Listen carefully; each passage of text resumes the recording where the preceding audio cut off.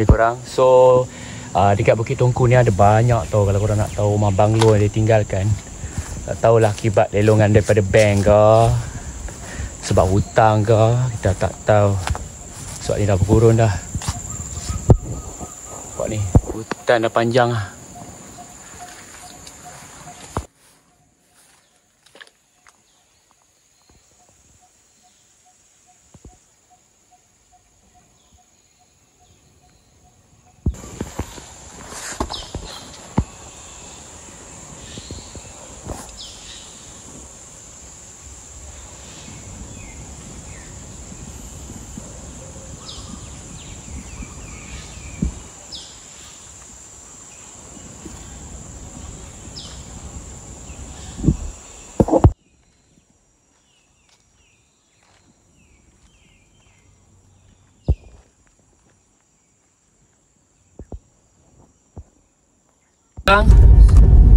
Hari ni saya berada di Bukit Tengku. Saya nak tunjuk kat korang rumah yang harga ratusan juta, puluhan juta semua ada kat sini.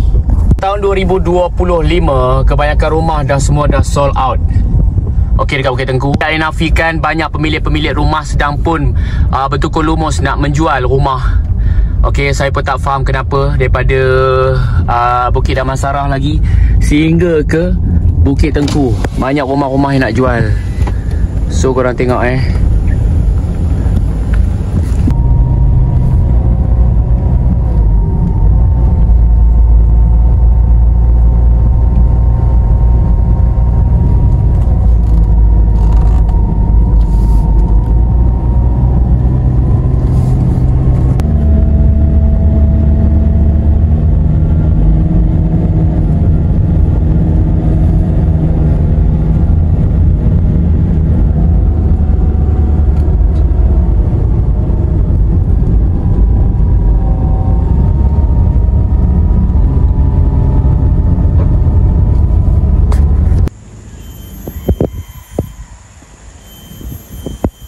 baik korang.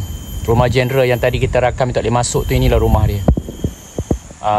Diorang dah beli dah rumah tu. Jadi kita tak dapat nak buat explore korang. Rumah banglo Molly tak dapat masuk sebab dah ada tuan pembeli. So rumah general ni pun tak dapat nak masuk sebab dah beli. Apa yang saya dah fahamkan, sudah masuk electric, dah memang dah tak boleh masuk untuk public. Diorang dah gate dah tutup dah. So sorry lah korang pada view-view yang saya janji semalam nak buat explore, jadi saya tak dapat explore pada hari ni.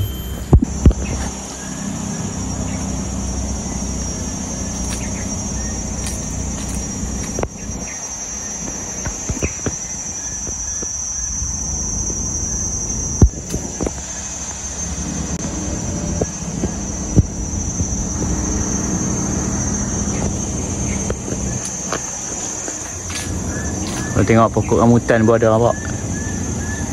Korang, siapa sangka rumah kat atas Bukit Tengku ada sebiji rumah bungalow.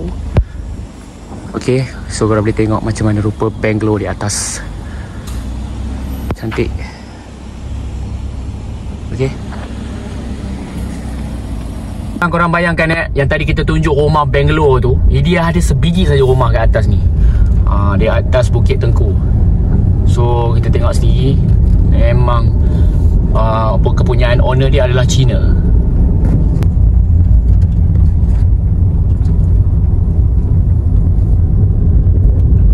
Untung siapa duduk sini dekat dengan menara PNP 118. Tu dia Jalan Mampuih.